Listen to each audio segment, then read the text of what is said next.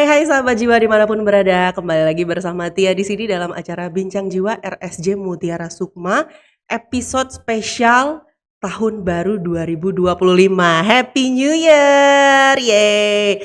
Dan jujur li sahabat jiwa, sebenarnya Tia deg-degan sih, karena narasumber kita pada kali ini adalah Ibu Direktur RSJ Mutiara Sukma, Ibu Dr. Hajawin Nur Hasidah.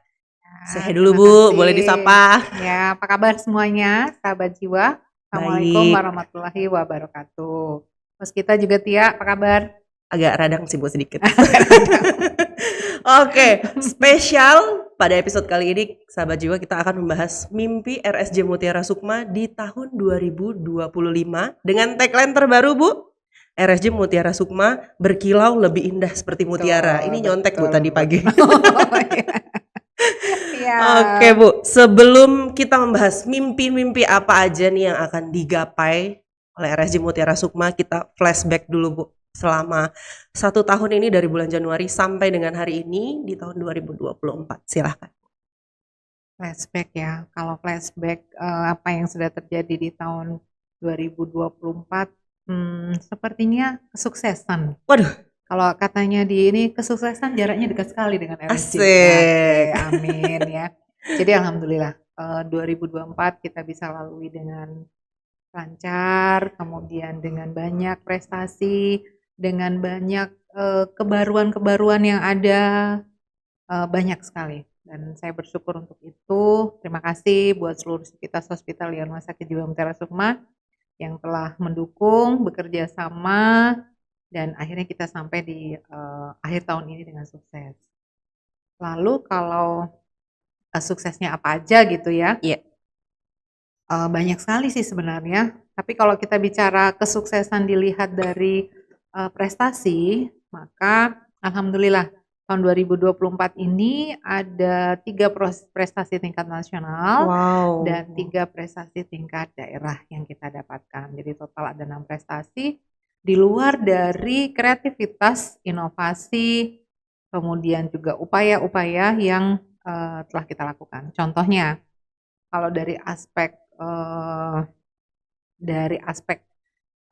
BLUD ya, dari tata kelola BLUD rumah sakit, karena kita kan rumah sakitnya BLUD. Iya. Dari aspek BLUD itu pendapatan kita memang meningkat. Tapi jangan lalu berpikir bahwa wah rumah sakit kok ini ya berpikir tentang pendapatan, tidak. Maksudnya dari aspek BLUD ada hubungan antara upaya kita untuk mensosialisasikan pelayanan, kemudian akhirnya timbul kesadaran dari masyarakat, kemudian memanfaatkan pelayanan kita, dan itu efeknya di pendapatan. Ketika BLUD dari sisi BLUD kita lihat keberhasilan rumah sakit kita dengan peningkatan pendapatan rumah sakit, maka keleluasaan rumah sakit untuk mengelola keuangannya untuk bisa menampilkan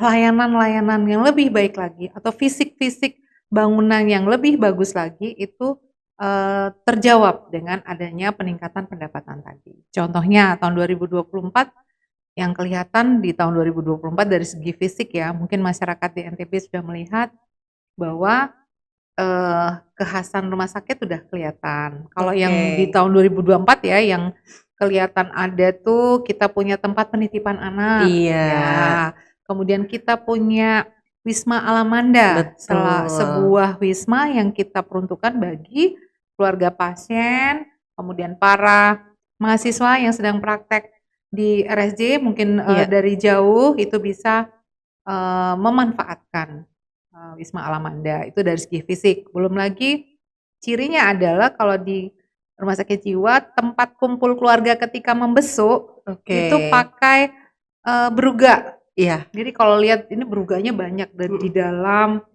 area rawat inap maupun di pinggir-pinggir kelihatan. Itu dari segi fisik. Belum lagi sarana-sarana lainnya ya. Kemudian kalau dari aspek pelayanan jelas aspek pelayanan berkembang. Sekarang kita udah ada poli sore. Poli sore itu kita buka poli jiwa sore ya.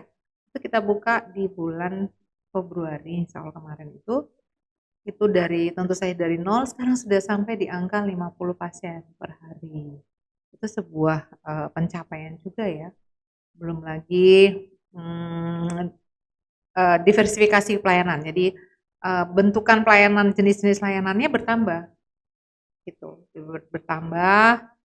Kemudian rawat inap juga nih, rawat inap tahun ini itu juga karena kesadaran masyarakat ya terhadap kesehatan jiwa itu juga meningkat. Sehingga pemanfaatan atau penggunaan tempat tidur menjadi baik. Jadi kan kalau kita rumah sakit ada tempat tidur rawat inap itu harus dipakai. Oke. Ketika kunjungan kita tinggi, maka sumber daya yang sudah disiapkan itu menjadi bermanfaat, tidak sia-sia. Sehingga kalau kita katakan bahwa kunjungan rawat inap tinggi, itu artinya sumber daya yang sudah disiapkan itu sudah bisa menerima kunjungan yang tinggi itu. Dan itu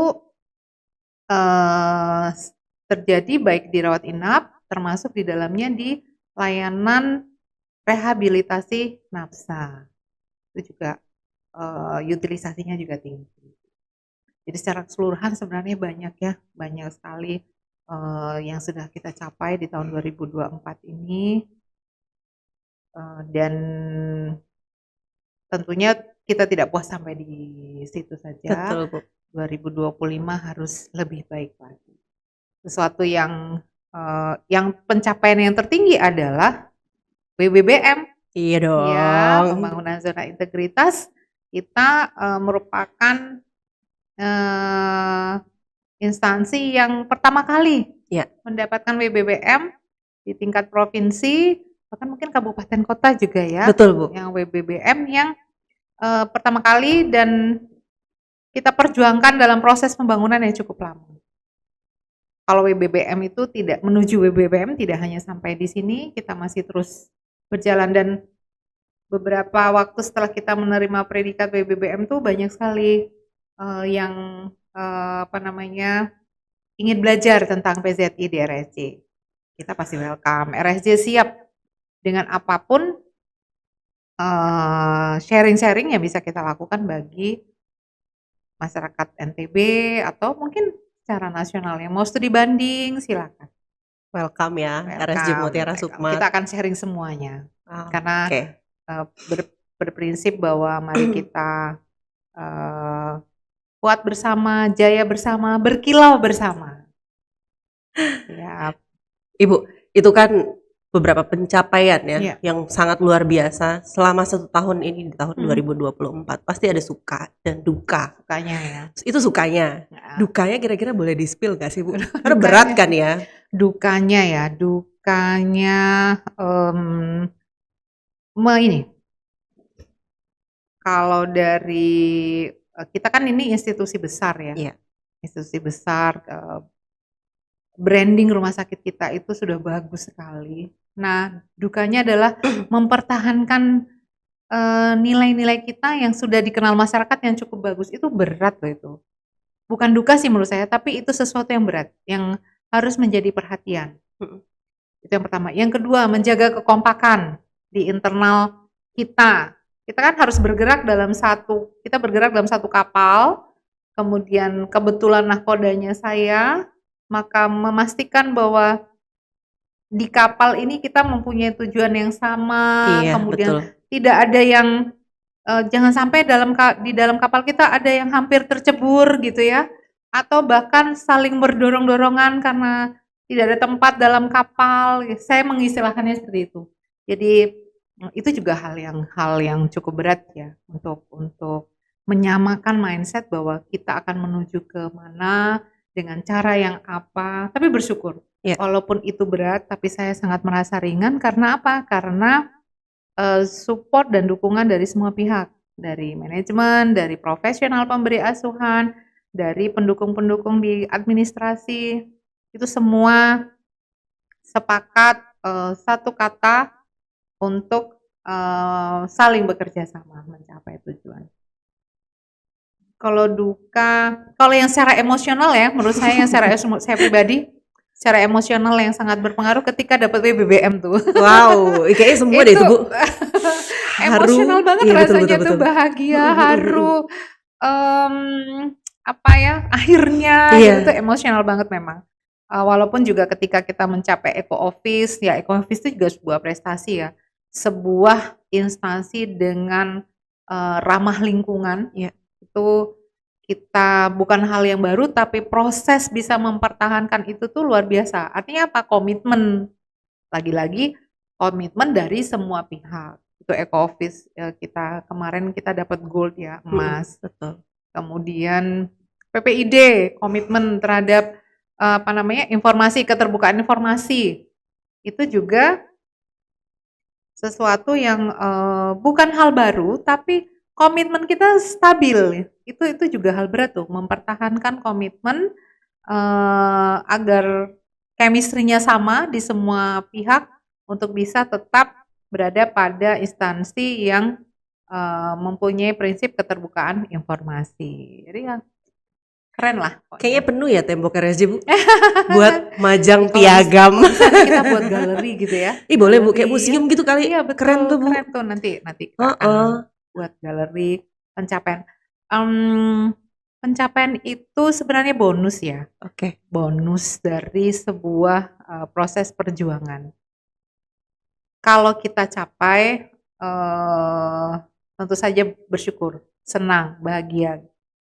Tapi berproses untuk bisa mencapai itu, nilai-nilainya itu yang harus kita lebih syukuri lagi. Karena sesungguhnya setelah kita mencapai sebuah prestasi, mempertahankannya kan susah nih. Ya. Kalau dalam proses mencapai prestasi itu budaya kerja, kemudian pola pikir, perilaku instansi, perilaku kita bersama itu berubah ketika kita mencapai prestasi, maka yakinlah ketika membuat prestasi selanjutnya itu bukan hal yang sulit lagi. Jadi kayaknya kalau start itu kita udah lari cukup jauh lah. Jadi kalau misalnya mau lari tambah kilometer lagi aman. Karena ritme kita di Rumah Sakit Jiwa Mutiara Sukma ini udah sama dan sejalan. Iya. Oke, Bu. Jadi kemarin sempat ngobrol-ngobrol dengan salah satu Civitas Hospitalia RSJ Mutiara Sukma. Saya nggak sebut namanya sama Jiwa. Sebut saja Bunga. Daun kali, Bu, daun. Ya. Nah, jadi beliau berkata dibanding dengan tempat kerja lainnya, RSJ Mutiara Sukma itu merupakan tempat kerja yang paling sehat menurut dia dan menurut dia sendiri, Bu. Dari awal kita datang kayaknya pressure kita dari baru nyari parkiran aja. Udah enak. Ya, betul. Nggak pernah pusing mau parkir di mana. Lalu asri kan. Seperti yang kita tahu RSJ Mutiara Sukma ini bunga di mana-mana. Iya, glory in the morning. Bunganya, Bu ya. Betul. Iya, itu juga mempengaruhi apa ya? Kualitas kinerja kita kan, Bu ya. Oke. Ya. Nah, itu juga mempengaruhi salah satunya, Bu. Nah, jadi selama setahun ini belum lagi ini sarana-sarana olahraga disiapkan. Iya, lengkap, betul banget. Betul. Sama Jiwa, kita itu semua disiapkan. Semua cabur kayak Bu ya. Lion dance ada, hiking ada, betul. Bulu tangkis. Iya. Bu, renang satu lagi Bu, sama gym boleh Bu. Renang di mana kita?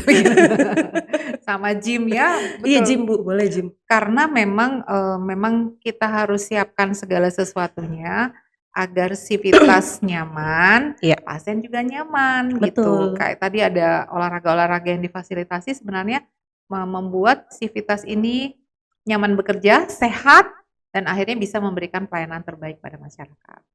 Nggak salah lagi kalau banyak prestasinya jadinya. Iya.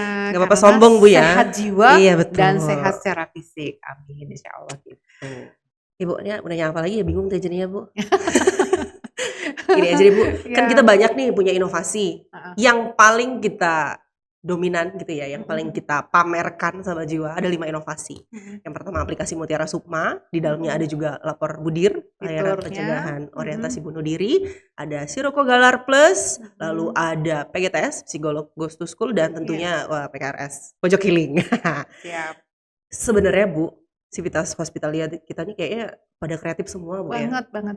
Harapannya apa sih Bu buat teman-teman semua mungkin yang denger nanti sambil nonton di rumah? Sesuatu yang baru di tahun 2024 kemarin adalah kita membentuk tim inovasi. Oke. tim inovasi ini dilahirkan dengan tujuan untuk bisa memberi ruang kepada teman-teman, kepada seluruh sivitas hospitalia yang punya kreativitas, yang punya inovasi, itu akan mendapatkan pembimbingan atau dibantu memformulasikan, meng-create inovasinya Oke. atau kreativitasnya, sehingga menjadi lebih terarah, menjadi lebih sempurna dan paripurna sebagai sebuah inovasi. Nah, itu sesuatu yang baru di tahun 2024. Sehingga ke depannya di tahun 2025 harapannya nih, saya yakin sekali unit kerja yang ada di Rumah Sakit Jiwa Mutiara Sukma atau bahkan secara personal itu kreativitas dan inovasi pasti banyak. Nah, jadi saya memberikan apa ya, semacam kesempatan, yuk mari apa yang difikirkan tentang inovasi, silakan dikomunikasikan dengan tim inovasi. Sehingga bisa lahirlah inovasi-inovasi unggulan seperti yang disampaikan tadi. Ya. Itu kan inovasi unggulan kita di tahun 2024. 24. Nah, nanti di 2025 pastinya akan lahir inovasi-inovasi baru dari Sivitas Hospitalia, baik itu yang baru maupun pengembangan dari inovasi yang sudah ada.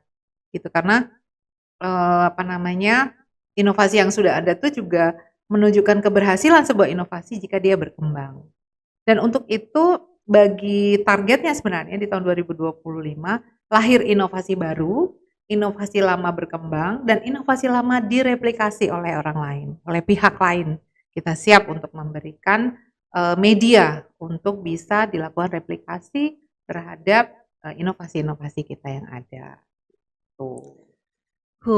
Jadi bisa kalau misalnya Tia dari Iya. PKRS, kira-kira kepingin inovasi apa ya tahun 2025, komunikasikan dengan tim inovasi.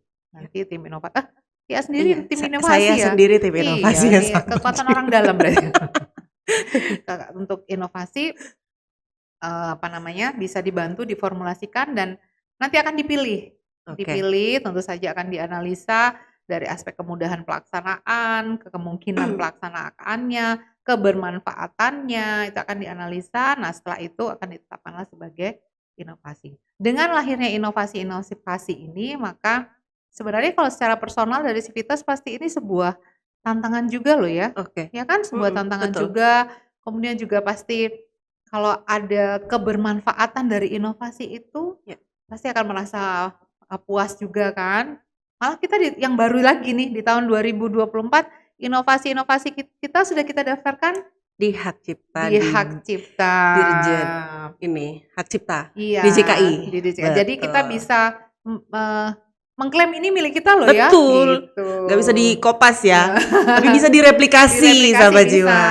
Kita sudah punya hak ciptanya. Betul. Sehingga ya itu menurut saya sesuatu yang baik ya, yang bagus karena di situ ada aspek profesionalismenya. Ini ide yang kita buatkan hak ciptanya, gitu kan? Dan buat yang akan mereplikasi misalnya dengan melihat bahwa itu sudah ada hak ciptanya kan berarti menurut saya itu value-nya beda. Gitu loh. Asik. Ya, semuanya kita hal-hal baik yang terjadi di tahun 2024 itu tentu saja berdasarkan masukan-masukan dari semua pihak dan kemudian kita fasilitasi, kita jalankan dan sepertinya kesuksesan yang ada itu akan menjadi sebuah modal untuk bisa mempermudah pencapaian kesuksesan berikutnya.